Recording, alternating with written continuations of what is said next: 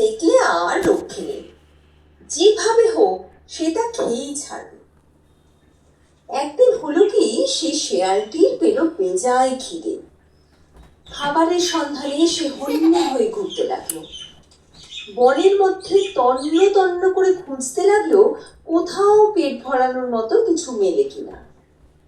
বনের আশপাশটাও ভালো করে দেখে নিল, কিন্তু না, এত ঘুরেও কোনো সুবিধে সে করতে পারলো না। এদিকে খিদে তার পেট চুইচুই করছে। খিদের জ্বালায় সে অস্থির হয়ে উঠল।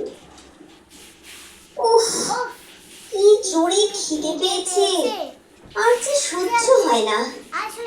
এদিকে খাবারও তো কিছু নেই। কি যে করি, দেখি আবার একবার আশেপাশে যদি কিছু পাওয়া যায়। আবার সে খাবারের ধান্দায় এদিক ওদিক ঘুরতে শুরু করলো। ঘুরতে ঘুরতে শেয়ালটা একটা গাছের তলায় এসে হাজির হলো। এবার একবার উপরের দিকে চাইতে তার চোখ ছানা বড়া হয়ে গেল। ও বাবা, আমি কি দেখছি?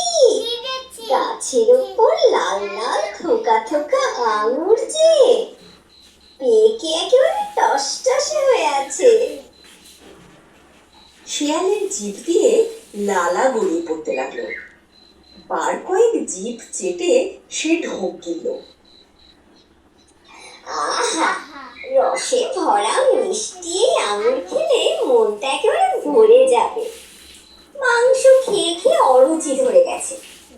ওই মধুমাখা ফল খেলে মুখের স্বাদ রুচি সব ফিরে আসবে, প্রাণটা জুড়োবে। থোকা থোকা আঙুর ফলের দিকে তাকিয়ে লোভী শেয়াল ল্যাজ নাড়ে আর জিভ চাটে। সেই আঙুরের থোকাগুলোকে ছিঁড়ে নেবার জন্য সে হাইও বলে দেয় এক লাফ। কিন্তু কই, আঙুরগুলো ধারে কাছেও তো সে পৌঁছতে পারলো না। মাঝখান থেকে মাটিতে পড়ে গেল। কিন্তু শেয়াল তাতে দমল না, আবার লাফ দিল আঙুর ফল লক্ষ্য করে। কিন্তু হায়, এবারেও সে ফলগুলোর নাগাল পেল না। রোখ চেপে গেল তার। ওই ফল আমি খাবই। অমন মিষ্টি মধুর আঙুর ফল না খেলে আমার জীবনটাই বৃথা।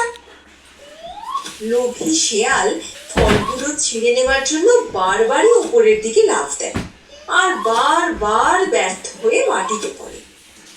শরীরের এখানে ওখানে যায় কেটে ছড়ে। গায়ে খুব ব্যথা হয় তার।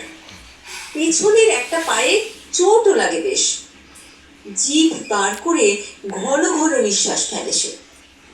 শেয়ালের মনে হয় আঙুরগুলো যেন তাকে জব্দ করার জন্য ইচ্ছে করেই তার নাগালের মধ্যে আসছে না। আঙুরগুলোর দিকে কটমট করে তাকিয়ে সে ভেঙচি কেটে বলল, ভারী তো আঙুর, মিষ্টি না ছাই, যত সব টক ফল। কে খেতে চায় ওই বিশ্রী টক ফল? আঙুর ফল টক, কেউ আঙুর ফল খেও না। আঙুর ফল টক।